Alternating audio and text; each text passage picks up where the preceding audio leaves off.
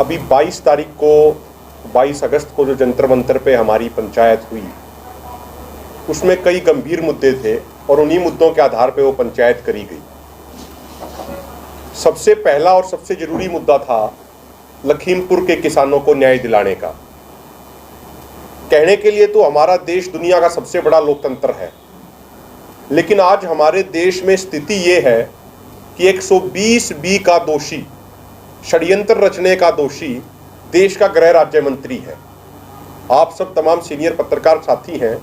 गृह राज्य मंत्री की जिम्मेदारी होती है देश के लोगों की सुरक्षा करना, आंतरिक मुद्दों की सुरक्षा करना, लेकिन लगातार सिलसिलेवार ढंग से देश के गृह राज्य मंत्री अजय मिश्रा टैनी बहुत अभद्र भाषा का इस्तेमाल कर रहे हैं किसानों के खिलाफ।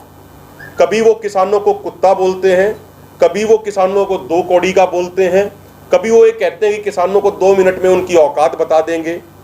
तो ये हमारे देश पे एक तरीके का कलंक है कि एक तरीके से बदमाश प्रवृत्ति का व्यक्ति गृह राज्य मंत्री जैसी जिम्मेदाराना पोस्ट पे बैठा हुआ है।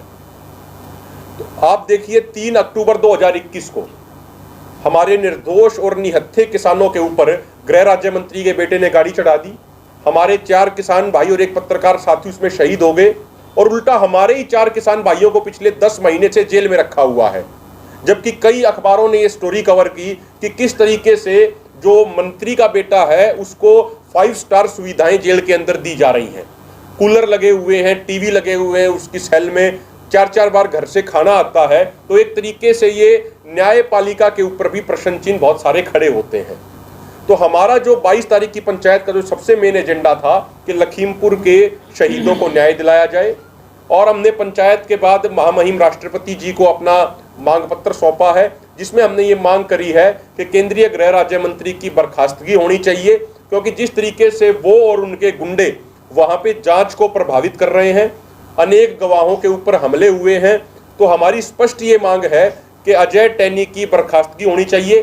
3 अक्टूबर को उस नरसंहार को हुए 1 साल हो जाएगा।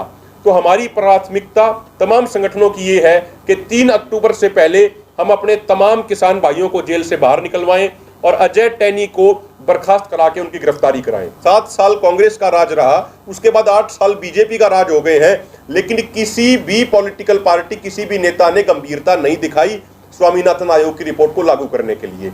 इसलिए हम बार बार ये कहते हैं कि ये कमेटी, आयोग, कमीशन से कुछ नहीं होगा। आप एमएसपी पे गारंटी कानून बनाइए। और सबसे हैरानी की बात तो ये है कि आंदोलन एमएसपी गारंटी कानून के लिए लड़ा गया एसकेएम के नेतृत्व में, लेकिन सरकार ने जो 29 मेंबरी कमेटी एमएसपी के लिए बनाई, जिसकी पहली मीटिंग 22 अगस्त को ही हुई। अब 22 अगस्त की उस मीटिंग की आगे की रिपोर्ट उठा के देखिए, उसमें कहीं कोई एमएसपी का जिक्र नहीं है। उसमें ड्रिप इरिगेशन को कैसे बढ़ावा देना है और चीजों को, क्रॉप डाइवर्सिफिकेशन कैसे करनी है, ये चीजें उसमें डिस्कस की गई, लेकिन एमएसपी के ऊपर कोई चर्चा नहीं हुई। जिन 5 तथाकथित किसान नेताओं को उस कमेटी में लिया गया, वो सारे बीजेपी और आरएसएस से जुड़े हुए हैं। अब किसी का भी नाम उठा के देख लीजिए, उनका तमाम का बीजेपी और आरएसएस से बहुत अच्छा संबंध पहले रहा है। सैयद पाशा पटेल हैं उसके एक मेंबर किसान नेता के तौर पे, वो भारतीय जनता पार्टी के एमएलसी रहे महाराष्ट्र में। कृष्णवीर चौधरी 2014 में भारतीय जनता पार्टी को ज्वाइन कर चुके हैं। हरियाणा से एक साथी हैं, उसमें एक किसान नेता तथा कथित गुणी प्रकाश, जो जिनका सबको मालूम है कि जब हमारा किसान आंदोलन चल रहा था तो वो हमारे किसान आंदोलन के खिलाफ आंदोलन करने की धमकी दे रहे थे, लेकिन किसानों ने जब उनको सिरे से नकार दिया तो वो बैकफुट पे चले गए। तो ऐसे तथाकथित सरकार के एजेंटों को किसान नेता के तौर पे उस कमेटी में लिया गया है, इसलिए उसका कोई अर्थ नहीं है उस कमेटी का। हम उस कमेटी को सिरे से नकारते हैं। अंतिम और जो एक बहुत महत्वपूर्ण पहलू था हमारी पंचायत का, वो था किसानों की कर्ज मुक्ति किया जाना। जब भी देश के किसानों का कर्जा माफ करने की बात आती है तो बड़े बड़े दरबारी और सरकारी अर्थशास्त्री कहते हैं कि देश को वित्तीय घाटा हो जाएगा। लेकिन हम ये पूछना चाहते हैं आप मीडिया के माध्यम से सरकार को कि अभी सरकार ने संसद के अंदर ये रिपोर्ट दी कि पिछले 8 सालों में कॉर्पोरेट हाउसेज का 10,50,000 करोड़ रुपए का लोन राइट ऑफ कर दिया गया। अब किसान उतना भोला नहीं बचा कि वो राइट ऑफ को नहीं समझ पाएगा। राइट ऑफ का अर्थ ही ये होता है, राइट ऑफ शुरुआत होती है उस कर्जे को माफ करने की। जो बैंक का रिकॉर्ड होता है उससे मिटा देना उस कर्जे को, ये राइट ऑफ कहलाता है। जब वो वहीं से मिट गया तो उसका क्या हिसाब किताब रहेगा।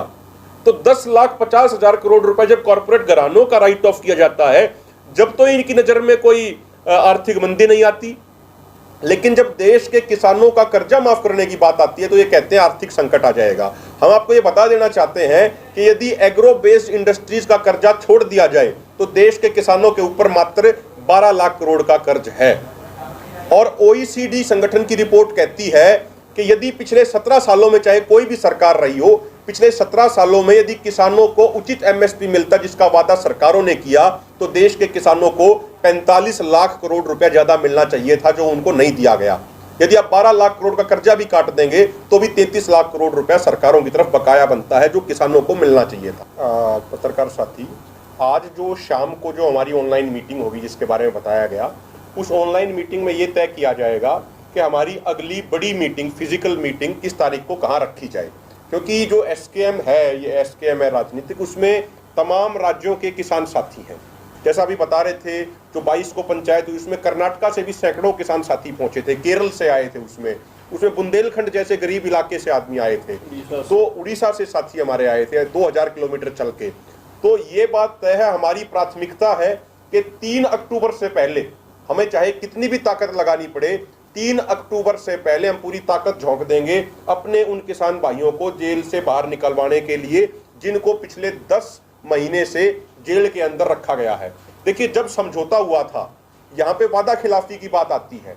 लखीमपुर के अंदर जब समझौता हुआ यूपी गवर्नमेंट के साथ, तो यूपी गवर्नमेंट ने ये कमिटमेंट की थी कि जितने घायल जो हुए हैं उस घटना के दौरान, उन घायल किसानों को 10-10 लाख रुपए का मुआवजा दिया जाएगा। लेकिन एक भी घायल किसान को अब तक मुआवजा नहीं मिला है। आप अंदाजा लगा सकते हैं, उस नरसंहार में जिस किसान की टांग टूट गई, उसके पास इलाज कराने के लिए पैसे नहीं है। सरकार ने यह वादा किया हम 10 लाख देंगे, और सरकार ने एक पैसा अब तक नहीं दिया है। तो इसीलिए कुछ कठोर और कुछ बड़ा फैसला लेने की आवश्यकता है। वो फैसला हम बहुत जल्दी लेने वाले। लगभग 268 FIR हुई थी, जिनमें 40,000 नामजद और अज्ञात लोगों के खिलाफ मामला दर्ज किया गया था 268 FIR के तहत। जब इसमें 2 तरह की चीजें समझनी जरूरी हैं। जो मामले कोर्ट में नहीं गए, सरकार ने हमसे ये वादा किया था कि जो मामले कोर्ट में नहीं गए उनको बाहर ही हम खत्म कर देंगे, और जो कोर्ट में गए हैं उनको पहली या दूसरी सुनवाई में जो सरकार का पक्ष रखेंगे जो वकील, वो ये कह देंगे कि उनको जांच में कुछ नहीं मिला और वहां पे उन पे क्लोजर रिपोर्ट लगवा दी जाएगी। तो लगभग 100 के आसपास FIR जिनकी हमारे पास जानकारी है वो तो खत्म हो चुकी है। बाकी पे सरकार ये कह रही है कि भाई इनको हम बहुत जल्दी खत्म करा देंगे। महत्वपूर्ण बात यहाँ पे ये है, लेकिन सरकार ने बीच में गुस्ताखी करते हुए कुछ केसेस में नोटिस भेजने शुरू कर दिए थे। उसके बाद हमारे तमाम किसान साथियों ने इकट्ठा करके वहां पे सरकार का जब विरोध किया, तो उसके बाद सरकार को मजबूरी में वापस हटना पड़ा। तो हम तो ये डिमांड कर रहे हैं क्लियर कट कि सरकार जल्द से जल्द जो बाकी बचे हुए केसेस हैं उनको खत्म करे। यदि सरकार उनको खत्म नहीं करती है और नोटिस के माध्यम से किसानों के ऊपर दबाव बनाने का प्रयास करती है, तो फिर हमें कोई सख्त फैसला लेने के लिए मजबूर होना। जो RPF के केसेस हैं, रेलवे के जो केसेस हैं, वो अभी पूरे भारत में किसी भी राज्य में इन्होंने नहीं हटाए हैं, वो सेंटर के अंडर आते हैं। और देखिए, आप जो दिल्ली में भी जो एक FIR थी वो अभी वापस ली गई है। अभी और बहुत सारे मुकदमे हैं जो दिल्ली के वापस नहीं हुए।